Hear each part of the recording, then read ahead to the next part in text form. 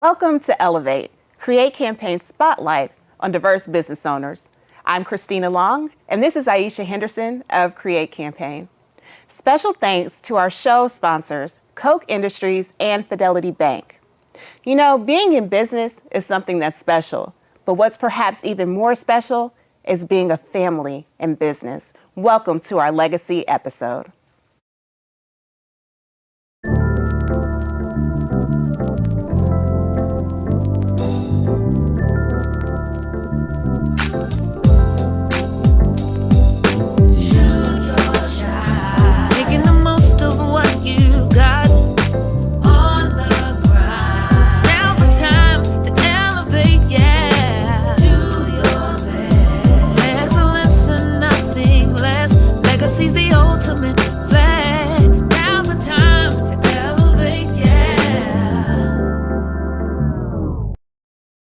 Here to kick things off for our legacy episode of Elevate, none other than Donna Wright and Darrius Wright of Kansas Business Services. Welcome to Elevate.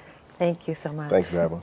When I think back about the very first time I ran across the name Donna Wright and then met the woman, I was in awe.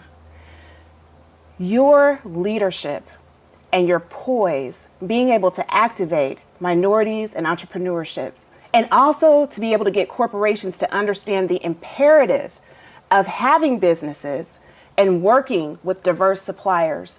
You are just on it, and you always have been. Where does this passion to activate inclusion and entrepreneurship come from in you?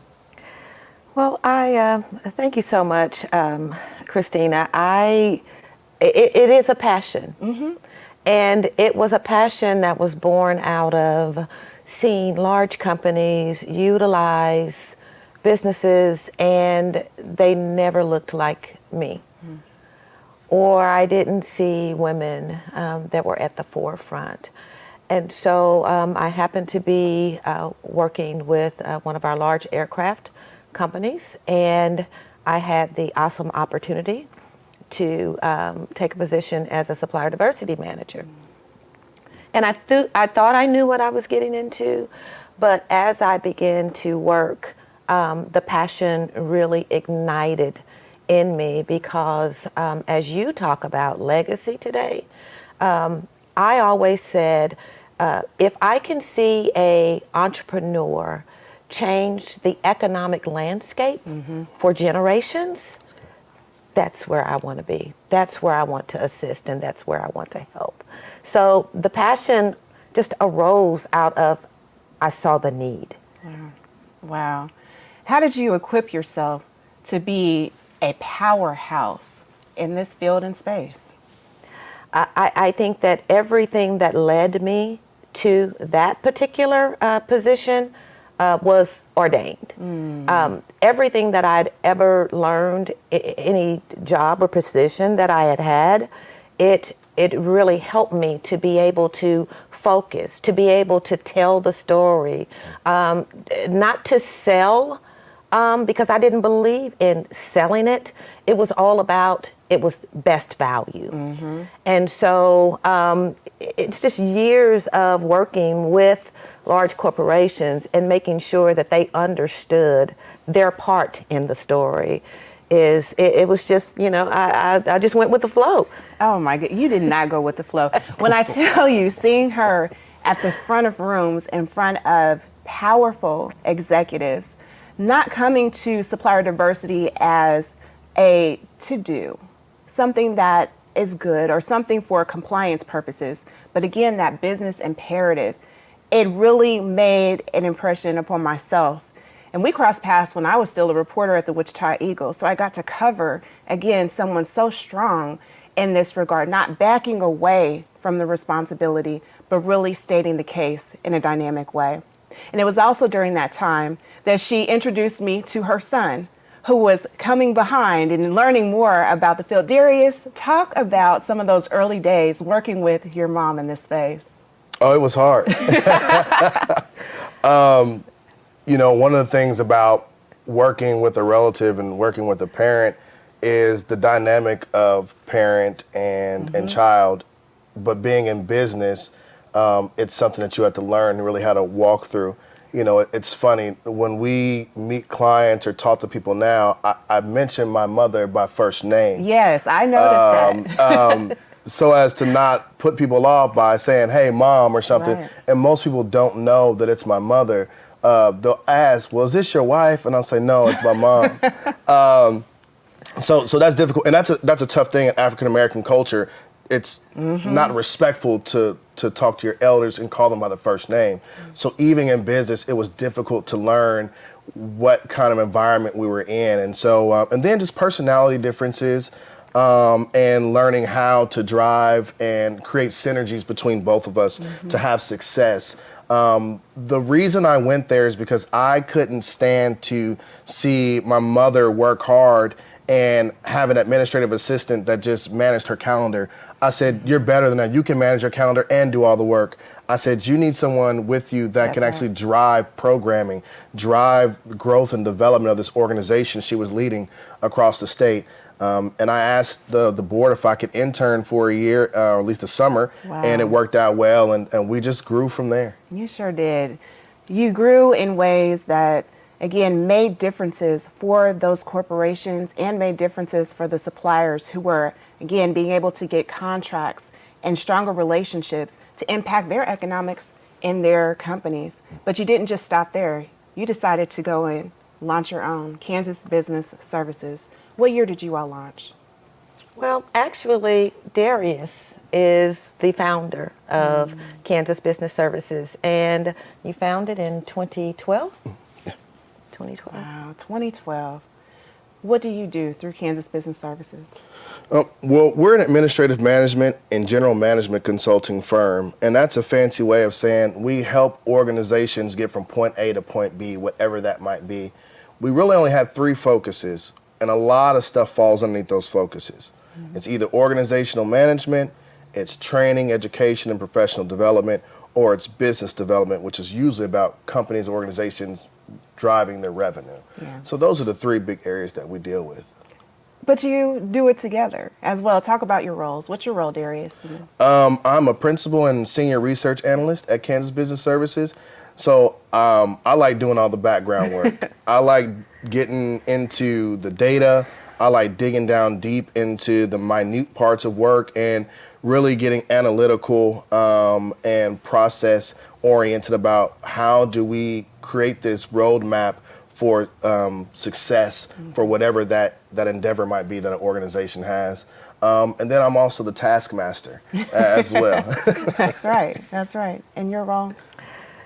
Well, I was asked to come on board as managing principal in 2015. And I really wasn't sure about my actual role at that point because Darrius was really focused on a lot of the governmental contracting, which he didn't mention, but he had been approached and he had begun to gather clients to really help them understand governmental contracting. And also, I think he was ready to see me, and as his mom, he wanted to see me expand myself. He saw great value in me.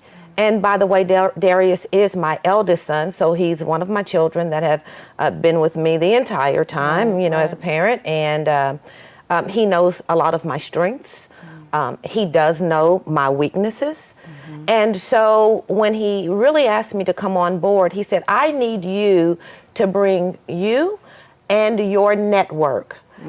Because of what you do and because of the network that you've gained over the past 20 years, I'd really like for you to come on board and to just manage. He said, what I'd really like for you to do is just to direct.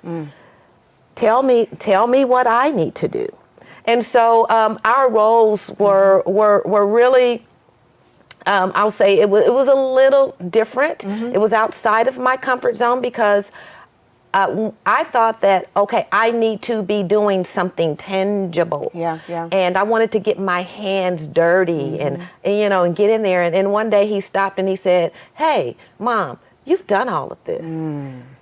He said, I what I need from you is I need your face. I need your network. I need you to do what you do. I'll handle the rest. And so as a mom, I'm thinking, I'm going to go back to the word legacy. My greatest wish is to leave my children an inheritance. And that's not just money. There are a couple of things. And I began to see that playing out in his life. And so now we've built since 2015, right? Yes, you have. For sure. Yes, you have. We really built.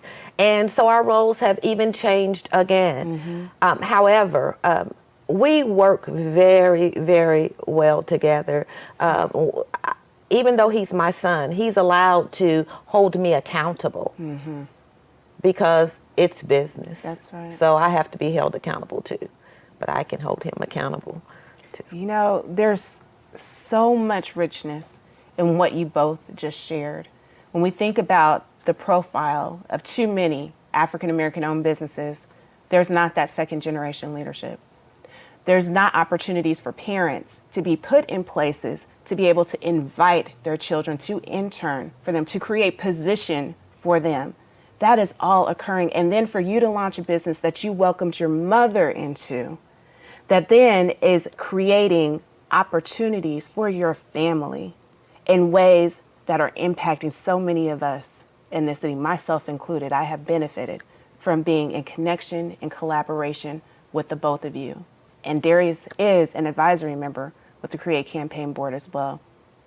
This is impact magnified. It is impact magnified. Christina, there's a saying that one of my mentors always says. He said, when you have children, you want the best for them. He said, but your ceiling should be the bottom floor for your children. And I can honestly say that that is so true with Darrius. I'm going to throw out a colloquial term. They say it's a poor frog that won't croak in his own pond. And so when I began to look at the capacity that Darrius has, I'm in awe. He's taken what I think I taught him to a whole nother level. And he doesn't like people to talk a lot about him. He said, I just like to work. I want to stay in the background.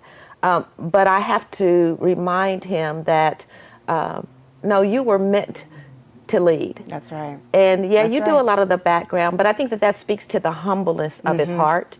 I mean, even the fact that, talk about family-owned businesses. Darrius has given me some strategic things that he would like for me to do over a set period of time. His idea really is to retire his mother. And he's well on his way. Yes, he is. And it's just wonderful to be able to see your children or to see him thrive in this space. And so that is really impactful for me. Darrius, how does it feel to hear your mother speak so highly of you in this regard? I'm an emotional person. It is gratifying. Everyone needs to be validated in life. People need to know that they're on the right path, that they're executing and walking in a sense of purpose.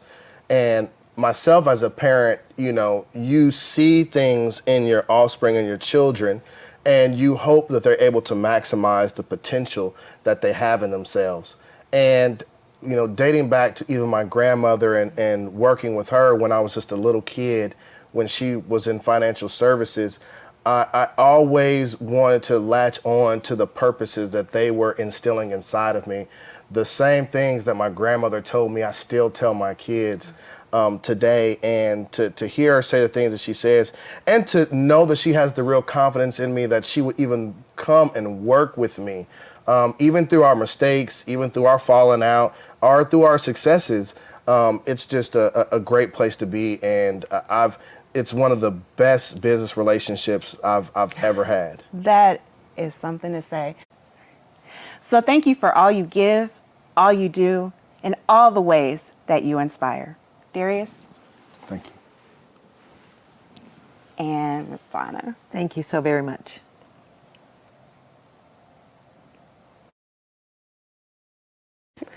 Welcome back. As we continue to highlight legacy, it is my sincere pleasure to introduce Create Campaign board member Michelle Valadez, who has allowed us to make a very special connection with a very special family. Thank you, Christina. It's with great honor I get to introduce my lovely friend, Ms. Lisbeth Acosta with Birrieria, Tito. Welcome to Elevate. Thank you so much. When we think about your family and the journey that you all have experienced, share with us a little bit about being a business owner and how the business began. Well, one day I was driving by the meat market close to my house, and it was this business, and my husband was with me, and he's like, oh, I like that business, you know, it's a nice location, I like it. And I was like, well, okay, you know. And then weeks later, I don't know how that happened, but this business went out. Like they closed and they had that on rent. So I just snap a picture, text that to my husband, and I'm like, look, Tito, that's his nickname. And I was like, look, and he's like, that's ours. Wow. I'm like, wow, like, okay, whatever, you know. And then like months pass, and then one day he's like, you should call, you know, we never know. I'm like, okay. So I call, talk to the lady, and then we do like appointments and everything. And once everything is set up, he's like, now you can go and have the appointment. He was like kind of a pushy man, like, you know, like he would be like, yeah, let's do this as a family. Like, let's do it. All like joyful, and he like, we can do it. I'm like, yeah, we can do it, you know. And once everything was planned and everything, he's like, oh, go ahead, Lizbet. So I went to the appointment and everything. We got that place rent out. And then by the time we're like, what we want to do, you know, like you want to do a restaurant, you want to do a candy shop, like it's like Acosta family is like just go, you know, it's never like plans. Like we don't plan anything. It's just like go, go, go. So we had the place, and then he like cleaned up everything, painted, like has a family, everybody. Even my little one, she was helping. I have the 3 boys and the little one. Aww. So everybody was helping, and we were like, what are we gonna do, you know? And he's like, we don't know. Like, Oscar, you're good cooking. We're a good cook, you know, like your family have a good recipe on the birria, you know, why not? And he's like, you know what, let's do it. So we started the business like that, just like as a family. Goodness. You know, just like thinking about our kids, right. You know, to be better for them, you know, to teach them how to work. And then nothing better than like start as a family. That's right. To be better for them. Wow. That's incredible. So, Lisbeth, what did you do before? What was your background? Well, I used to work for KFC for 10 years. Okay. I used to work for Hot Wild for 2 years, and then another 2 years on homegrown. So it was just all like restaurant business. So that's why my husband, he's like, why not? You know, you can run this place. Wow. And he made me run it for 6 months, just myself. Because when we had the place, he's like, Lizbet, I can't leave my job. I'm like, what are you talking about? We have a business now. And he's like, well, until you can support me, then I'm gonna leave my job. Talk about what pressure. I was like, what? And he's like, yeah, he was like that. He's like, you can do it, you can do it. You know, I'm like, well, I guess I would do it. Yeah, but I'm glad. I mean, he is like that. He's always like pushing you to do better. Right. Like you can do it. You know, that's support. Yeah, kind of. Yeah, it was 6 months, and it was just myself, and he was helping Fridays, Saturdays, and Sundays. You know, but on the weekend I was by myself, and he's like, oh, sometimes I would be at lunch rush. I would be calling him like, Oscar, I have like 3 tables right now. And what you want? Do you want me to go back? Or like, no. Remember, if I quit my job, I can come back, and who's gonna support the house, you know? So I was like, okay, you know. my And it was a goodness. couple times like that. I was calling him, I'm like, Yeah. how you doing? I'm like, I'm struggling in here. I'm about to cry. He's like, you okay, Lizbeth? You okay? You can do it. Wow. But that is something else. When you know you want to be in business, then having like all the pieces come together, they don't always do that. You know, your business plan, or you get intimidated because of financing, it doesn't come together, or just a lot of different things. This Oscar, he just really pushed your family into business. But you know what I think is so amazing about that is the belief in you and all the knowledge that you had gained in that industry. It takes a strong woman to do what you have done. Where did you find your strength? On him. Yeah. Yeah. I can see it. Yeah. He was my everything. Strong man, you know. You can see he was tough, you know. He was like pushing you. But that's why we are, you know, like that's why we are Birrieria, Tito. Like I say, Oscar, God, you know, my family. Yeah. That's the first thing, is like family, because family for us is everything. Everything. Just think about my kids, my husband. It's like everything. That's right. And for those little ones to be in, to help you all create that space, to be able to help create that environment where you're coming and you're feeding people, you're giving people a good experience. What have you noticed in your little ones through this experience? You know what? It's like, it's beautiful, like to see like families going together to the place, and even the little ones like grabbing the birria tacos and dip those in the consomme, and it's like amazing feeling, because it's like memories that they're gonna have as a family. Because when my husband was alive, like he used to take us as a family all the time to eat like a local business, and then it's like we keep doing that because it's a memory, you know, that you keep with your family. And it's beautiful to see even like 2 years old, like doing that with the tacos. Like, that's amazing. Look what you did, you know, like it's beautiful. Well, it's like a family recipe. Yeah. And then he used to do it like just like on Christmas, birthdays. Really? Yeah, for us. So we learned that recipe, and I was like, it's beautiful. Like, It is. And as Michelle mentioned, Lizbet, it's a beautiful way to continue to honor his legacy. As you have mentioned, Oscar has passed on. Can you talk about the man and the legacy that he has left?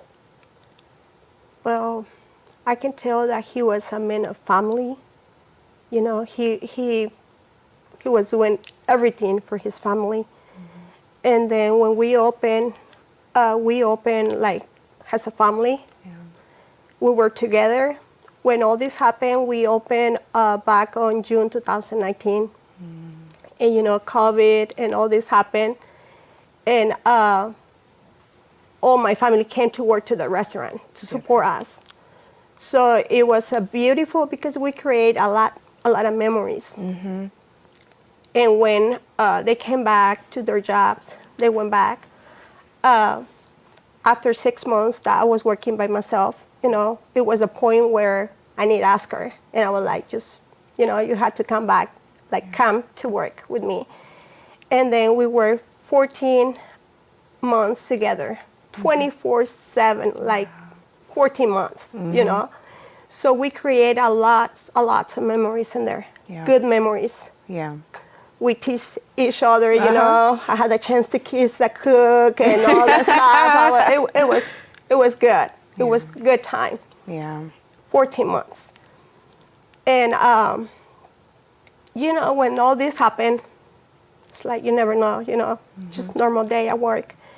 When all this happened, and my kids are like, just like, forget it, Mom. After this, we're done. Yeah. We're done. Because he was snatched away. So he's like, forget about this Yeah. place. I'm like, no, you know what? I need to keep him alive. You know? Yeah. He's there. On my one memory that is bad is not gonna end everything. I was like, no, I need to keep him alive, because I have a lot a good memories in that place Yeah. that we create. Yeah. So that's why it keeps me going, every day it's like he's there. So I had to keep going for my kids and for him. Again, the strength of your story, the strength of this man, and the ongoing legacy. I think that we forget as humans that there is a circle of life. And even when our loved ones pass away, the imprint and the impact that they make within our memories, within our stories, within the essence of who we are, they truly live on. So when you're going to support the Acosta family, you're going to carry on his memory and his legacy. And I am so grateful that Wichita is able to participate in what's special to your family because you're continuing to choose to share your family with us. Michelle, thank you for this very special connection. And that is why it is our honor to present to you and your family a plaque in honor of Oscar and all that you all have built together. Beth, es un gran honor. It's a great, great honor to present you this award for you and Tito, for Birrieria Tito. You guys have been amazing to the community, and it's a great, great honor to be able to present this to you today. Thank you so much.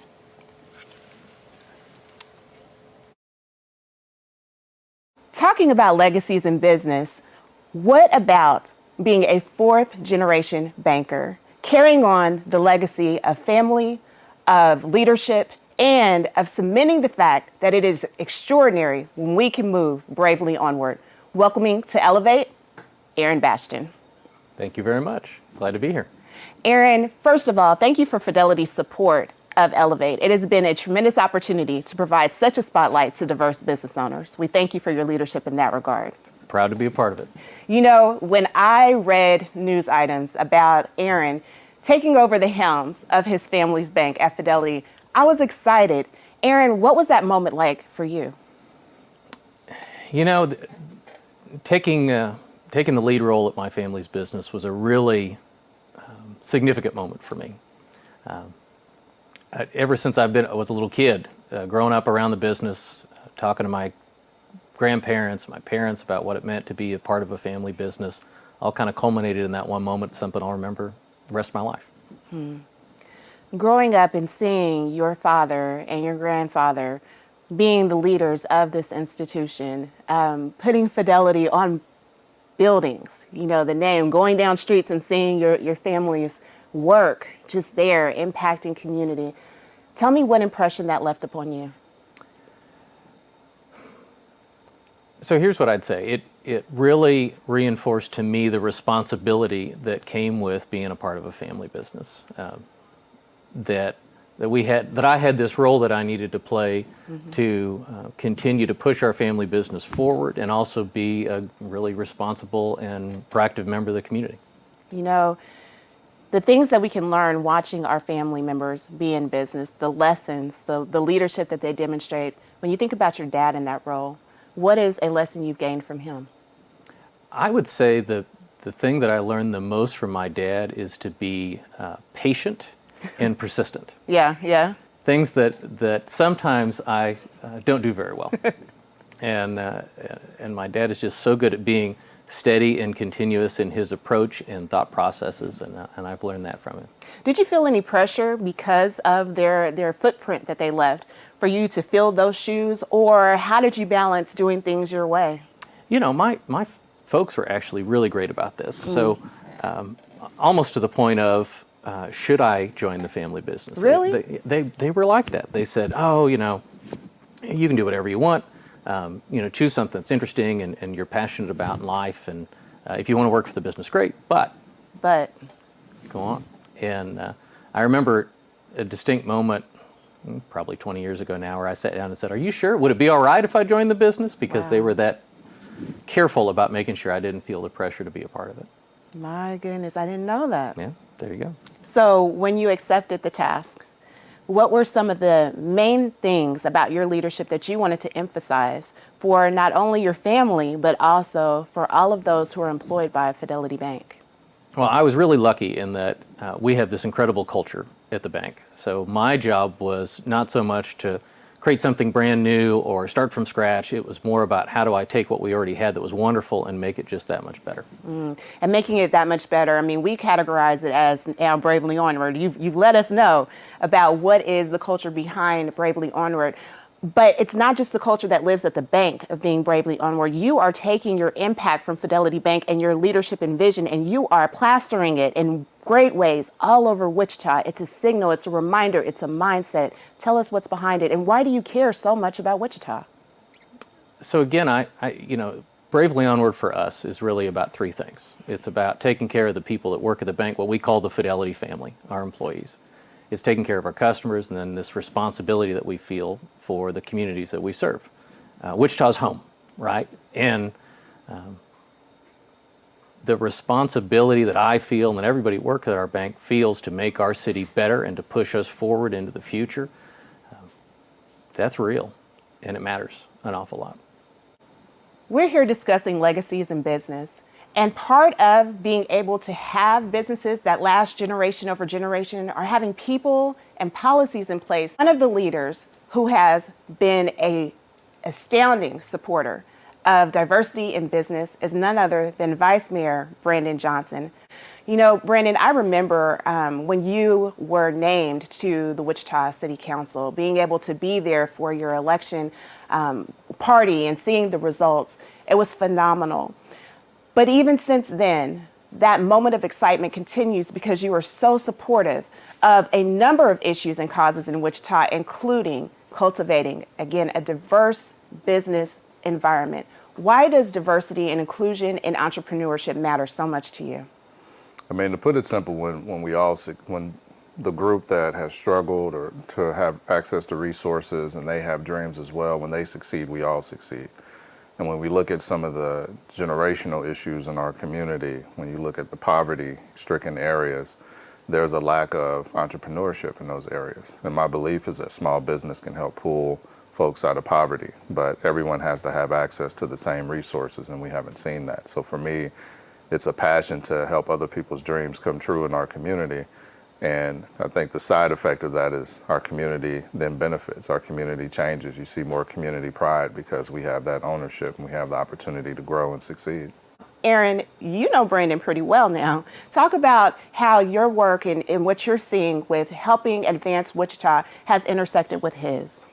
So it's really a privilege to know Vice Mayor Johnson and get to work with him on a regular basis.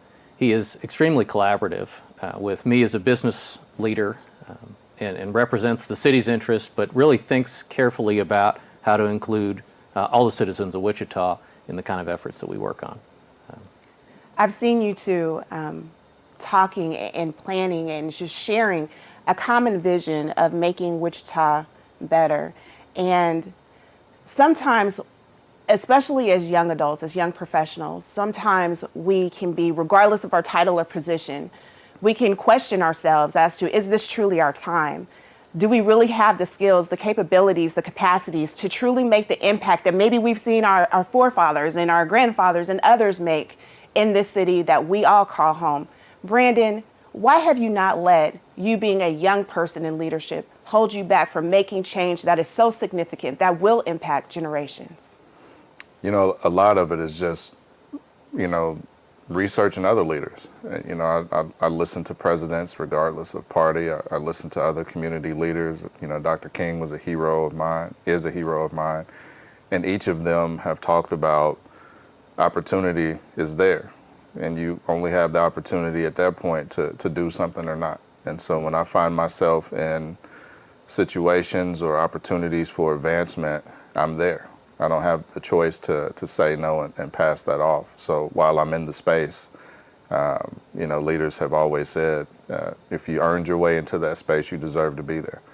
So for me, it's going to be, when those opportunities present themselves for me, I'll reach out and see what we can do to get the job done while the opportunity is there. Because sometimes you only got one shot at it. So as a young person, I think the more I can do that and other young people can do that, more folks will see that when those opportunities come, they don't have to second guess themselves. It's just time to act. And if you're acting with passion, if you're going 100%, even if you make a mistake, you'll be able to recover from that. But if you don't try, nothing will change. Wow, if you don't try, nothing will change. You might agree with that a little bit, huh? I completely agree with that. You know, I think sometimes we can get a little bit hung up that on this idea of people in history and the great change that they've made. History gets made every day, and people like Brandon Johnson or you, Christina, are doing incredible things for our community and making a lot of that lasting change that we observe in others. Wow, that's incredibly kind of you. But then also, not just the change for ourselves and our cities, but look what it's doing within our families as well. Brandon, when you think about your leadership, your wife's leadership, Danielle, and what statement it's making even within your own household, how does it make you feel to be that type of leader and that type of inspiration to your children? You know, I think it makes me feel it's great because of Danielle. You know, Danielle's the better half. She's the awesome side. So, you know, having her as an example, going from Wichita State, a major university, over to Habitat for Humanity, and what our kids are seeing, and our kids being able to see that it's okay to stand up for the right thing, no matter where you are, and being that example is great to me. So I just like watching the journey and being a part of it. Wow. Again, it's a family affair. And with that, Vice Mayor Johnson, we would like to present to you a Create Campaign Award for your leadership and what you're doing to impact legacies as it relates to inclusion and entrepreneurship. Presenting your award, Aaron Bastian with Fidelity Bank. Vice Mayor Johnson, congratulations, and thank you so much for all your efforts. Thank you. I appreciate this. Thank you both. It's just an honor to work with you both. You both are changing our city day by day, so thank you. Welcome back. Today's episode is all about legacies, and we just heard about Vice Mayor Brandon Johnson and how he is impacting through leadership the legacies and the opportunities in Wichita. We are pleased now to continue talking about legacies and the impact that another wonderful young man is making in Wichita. Please help me welcome to Elevate Anthony Joyner of Mulberry Art Gallery. Anthony, welcome to Elevate. Hi, thank you for having me, Christina. It's a pleasure to be here.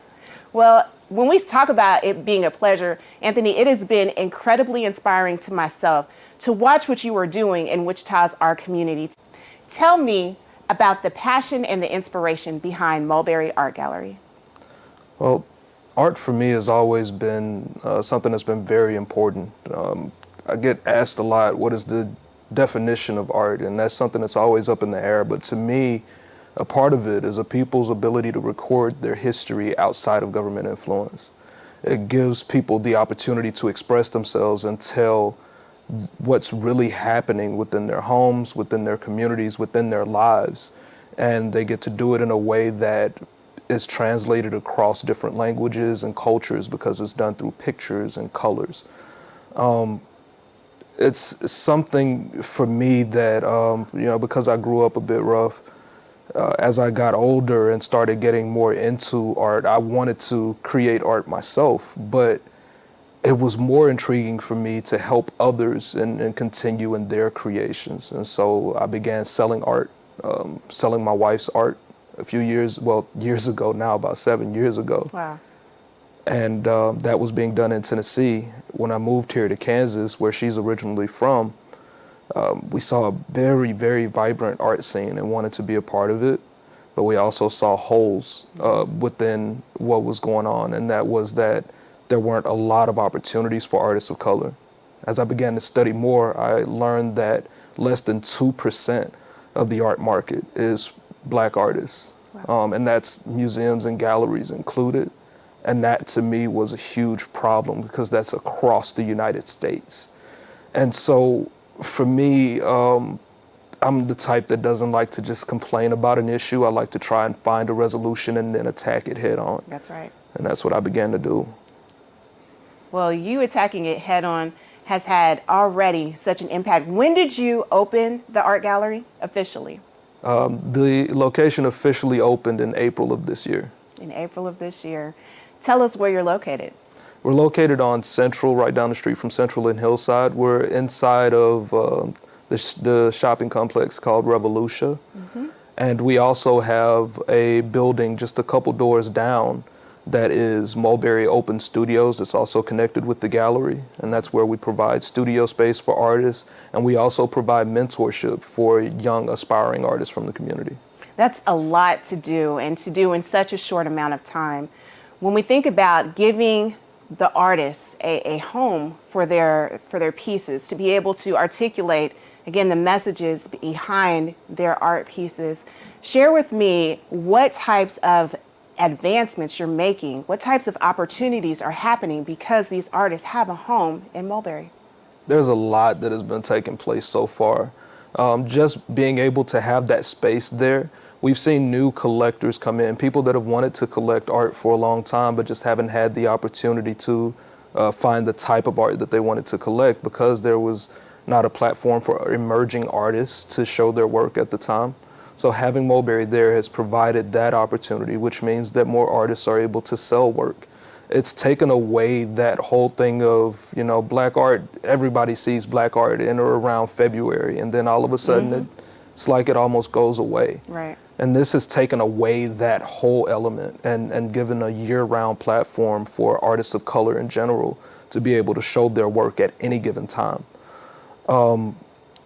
I've seen just within this period of time, artists sell a tremendous amount of work, and it's been absolutely amazing to see artists get so excited about being able to sell either their first piece or sell multiple pieces in a month outside of February. We've also had the opportunity to connect with many young artists. I've shown artists so far as young as 14 years old that just getting their work up on the walls has created an experience for them that they'll never forget. I remember seeing so many artists of color come in, and when I asked them whether or not they saw themselves in an art career, they'd say no, they never thought of it, because usually when you go into a gallery, you don't see art from artists of color. Again, the percentage is so low that it's likely that a person will never see this in a gallery. So being able to provide an opportunity to not only have these artists in, but so many of them at once and throughout the year, it's been an experience I can't explain. Wow. You have really come across on the radar on a number of people in Wichita, and a number of people celebrate what you are doing with Mulberry. Among the institutions and people who are celebrating Mulberry is Aaron Bastian with Fidelity Bank and the Fidelity family. In fact, it's kind of a cool fact that over at Revolution, where your art gallery is, your gallery sits atop the micro branch of Fidelity Bank there. Aaron, share with us a little bit about your hopes for what you're seeing from Mulberry Art Gallery and for Anthony. Well, I'm just so impressed with what Mulberry has done in such a short amount of time. My hope was that by opening up some excess space that the bank had to be used for Mulberry, that we would open doors for new artists and people to consider and appreciate art maybe that they weren't seeing or appreciating today in Wichita. And that's exactly what happened, and it has far exceeded my expectations. I'm just proud to be a part of what they're doing. Being a part and being a catalyst, those are both things that Fidelity is starting to become very aligned with. It's one thing to want to do well for Wichita. It's another to get involved in the activities across a wide variety of spectrums and to make it happen. We are so thankful, again, for the visionary leadership of Fidelity Bank, but also the visionary leadership of folks like Anthony. So Anthony, when you think about the impact that you're having with these artists and the legacies, even your legacy, how would you describe that impact? For me, I have to say that being able to show my kids, even more than tell them that this is possible, after growing up the way that I grew up, I remember being told as a kid that I'd never amount to anything. And so when I step forward and do something like this and show my children something different, it gives me the opportunity to ensure that the next generation can then one up everything that I'm doing, because they get to observe from the inside. Again, connecting with so many young artists, just by getting them in to show them that people like them is able to succeed is something that I think is going to have a tremendous impact on several different legacies.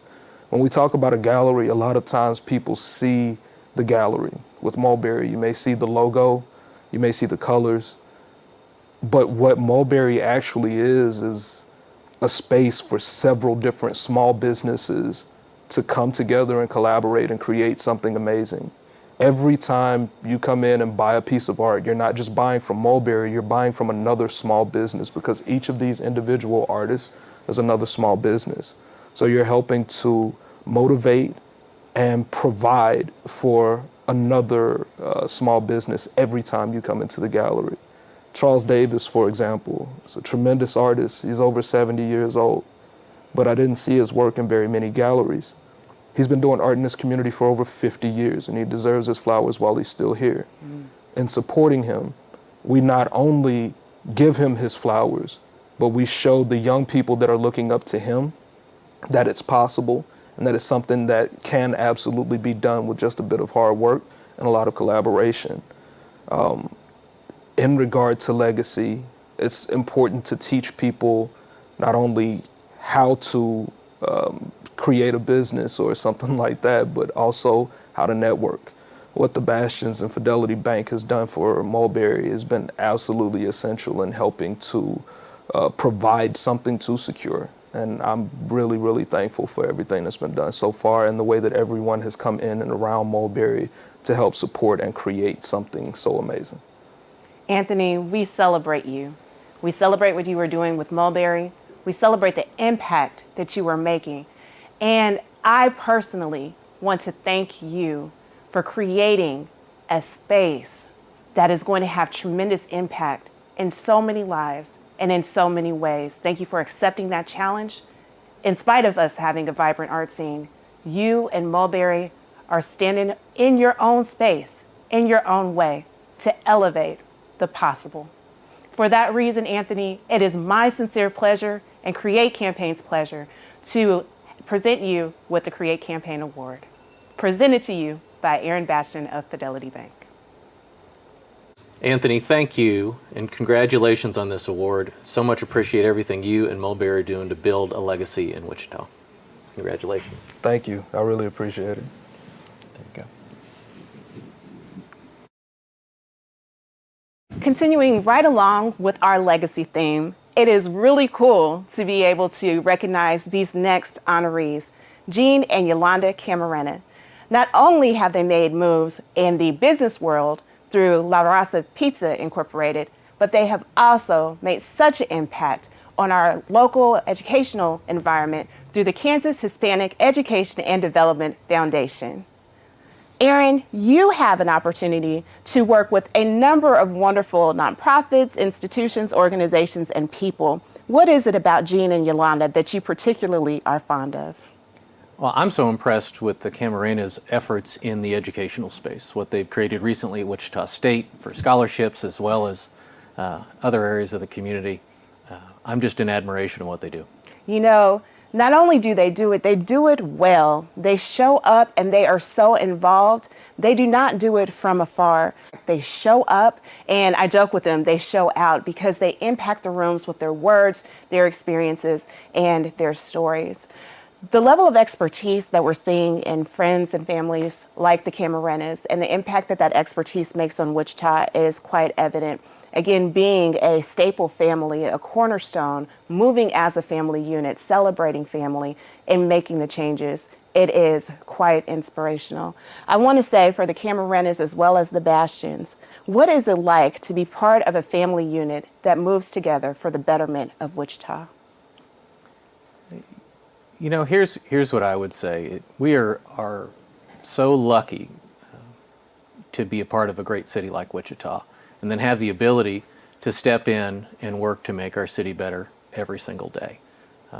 A lot of what we talk about around our company and with the people that work at Fidelity is how can we make tomorrow better than today? It's a real simple idea, but it's a powerful one. And I think that kind of focus and just that intentional effort of getting a little bit better every day goes a long way. It certainly does go a long way. So now, to present to Jean and Yolanda Camarena a Create Campaign Award, Aaron's going to do the honors. We celebrate your impact and all that you're doing to make Wichita better. Thank you and congratulations to the Camarenas. We really appreciate all the hard work that you do to make Wichita a better place to be. Well, thank you all both for accepting the award from Create Campaign. When we think about legacy, you all's names are right there. There are so many ways that you all have impacted businesses, have impacted community, have impacted just the overall greatness of Wichita. When you think about your legacy, what comes to mind? Well, we hope to continue to build it. We do appreciate people recognizing those sort of things, but we do it because we love to do it and love to help people. To me, the legacy that you leave behind are the people that you touch every day. And for us, it's a lot of the students that we've been able to help through not just, KHEDF or Eugene's on the board with the Hispanic Scholarship Fund, but just individuals that you talk to when we go out to eat. And I see someone going, what grade are you in? And you just kind of just try to see who you can really try to touch every day. And I always say all it takes is just one person to believe in you and you can change a life. And so I think that's what we really want to do. That would be maybe, if I'm looking at my legacy, that's what I hope that someone would end up doing that for somebody else. And you all, and now you swing over to the entrepreneurship space, and here you all are as well with the work and the leadership with Empower Evergreen. Where do you get the energy? Yes, I know others did it for you, but where do you continue to get the energy to show up as you do, hands-on, to help this work happen? We rarely invest in anything or provide resources to any projects without being personally involved. That's just our nature, because we want to see it succeed, and maybe we can help be involved and be close to the people that are impacted, because I think that's our greatest reward, is to see students. And when you talk about something that gives you energy, that's what gives you the energy for us to keep doing. And I think we meet once every 2 weeks, kind of looking at our schedules and say, well, we got this here and this here. So we make it a habit to make sure that we build time into all of our schedules to make sure we can attend events and go visit businesses and do those sort of things. And also what's so significant and so powerful about how you all show up, you show up in ways that have that ripple effect, but then you show up together. What has been the impact of you all doing this work together as a couple and then also as a family? I literally do just kind of try and keep up with her. And when it comes to the philanthropic things that we do, she takes the lead on those sort of things. And I said, no, where are we going next? And what are we doing? And how, if I can help, I will. And so, and we've always... Yeah, and I've always done it since... I think I started when I was in college, because I was first generation, college student. Had no idea what I was doing. Didn't have anybody that I could say, like the programs that we have today now for a lot of our kids. And I always said to myself, if I ever get to a situation in which I can give back and I can help other students, have that success and not have to struggle, in doing that. And Jean was the same way, because we both were able to get scholarships. Yeah. Along the way, we had mentors, individuals who, you'll always have those students who'll say, at least people believed in me when I didn't believe in myself. And so we all kind of have those people in our lives who guide us. And I think that's kind of, for me, that's where it all started. I see the students who walk through that door all the time and, come and meet with Jean, and they can sit in there for hours just, picking his brain and him telling them what they need to be doing. And to have that opportunity to meet with Jean, who to me is an incredible entrepreneur. Yes. Anyways, I always think that, I think that that's just a great opportunity. And one of the things that Jean always says, which I think is really important, is that why wouldn't you want to share that? Right. Why wouldn't you want to help someone else? Yeah, the entrepreneurial thing is, I think, just a natural extension of education. It's just another form of it. It is. And it can be daunting sometimes to do a business startup. And if there's any way to kind of flatten that learning curve, that's what we try to do more than anything else. And unfortunately, we've been able to help some people start a few businesses, and it's wonderful to see the successes. Yeah. It is wonderful to be able to have people of your expertise and your experience being as accessible, as giving, as humble as you are. Sometimes when we're so humble, we don't necessarily take the time to share our stories, and being in the spotlight is not what we seek. But someone told me, if the story's to be repeated, it's got to be recorded. So record it as it's being written. And I love that. And I love right now in Wichita this year, you all have been almost on tour for all of the recognition that you've received. We respectfully decline because we're done. It is time to pass the torch. There's so many young and talented and incredible individuals that, you know what, maybe they can't give financially at this point because they're starting their careers, but boy, do they have the energy. Yeah. They have the community, development and ties and things. And sometimes that's more important on a board, I think, sometimes to have that voice that is going to give a different perspective. Yeah. And it's that time for us to Yeah. Well, but I will tell you that you're right. We typically have not wanted to be out in front, but this past year and a half has been challenging, especially for people of color. And if there was a time for people from our own community to come to step forward and say, hey, these are some things that we're doing for our own community, and let people see that, there are a lot of things that we're making happen that others can do. It's just like if you can't see it, you can't dream it. And it's so yeah. We this year's been a little challenging with that, but things just sort of happen in a way. The scholarship opportunity at Wichita State, and then the deal at Nomar that just came out. I mean, it just came out of literally nowhere, but fit very well into our Empower Evergreen initiative.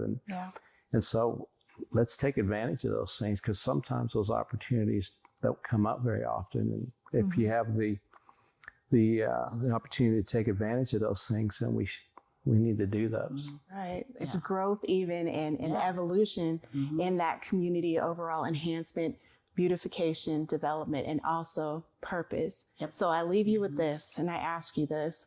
What is the opportunity you see for Wichita right now? I'll let Jean answer that one. Well, I think one, to be more inclusive. Diversity is coming and needs to be embraced and appreciated. We're all going to be better off for it, because that's our workforce. Those are our community leaders. Those are our teachers. Those are our citizens. And so let's get started now. And however we can help move that along, we're going to try as best we can to do that. That's right. And it's been really great to hear all of the inspiring stories from today's honorees. When you think about, again, Fidelity's hand in some of these honorees' stories, just how does that make you feel? It makes me feel great. A big part of our commitment to community at Fidelity is stepping in and supporting people who are doing incredible things. And I'm just glad that we can be a part and be in support of all the amazing work that's making Wichita a wonderful place to be. There is a saying that says, many hands make light work. What inspiration would you offer to other organizations that are looking to get more actively involved in other areas of our city, particularly within our inclusive entrepreneurship community? I would say pick a point and start, right? Every little bit of incremental effort and help is what's going to drive us forward and bring more people into the world of entrepreneurship. I mean, entrepreneurship can be and should be for everybody. And I think this is one of those times when we need all the support, and we need everybody getting involved to push entrepreneurship in Wichita forward. Thank you. Thank you for your work and your inspiration. And that's why it is my sincere pleasure to also introduce Aisha Henderson of Create Campaign in a special presentation for Aaron Bastian of Fidelity Bank. Create Campaign's entire board of directors, myself and all of our staff, every single entrepreneur who we are able to impact because of the support from organizations and institutions such as Fidelity Bank, and personally for your leadership and mentorship to me, I present to you a Create Campaign Award. Thank you, Aaron Bastian. Thank you so much. Wow, this is awesome. Very much appreciated. And that's a wrap. This has been an incredible season, being able to share all of these different businesses in Wichita who are doing incredible work, who have inspiring stories, and who are really cultivating a rich landscape for Wichita's economic development through, again, the passion and the heart of business owners. I want to thank Michelle and Aisha of Create Campaign and all of those who have traveled this Elevate journey with us.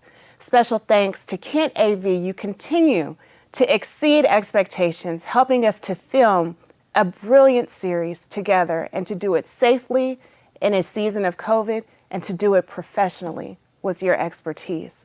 I thank every producer, every camera person, every single person who has contributed to creating something really special for our organization and for all the businesses who are featured.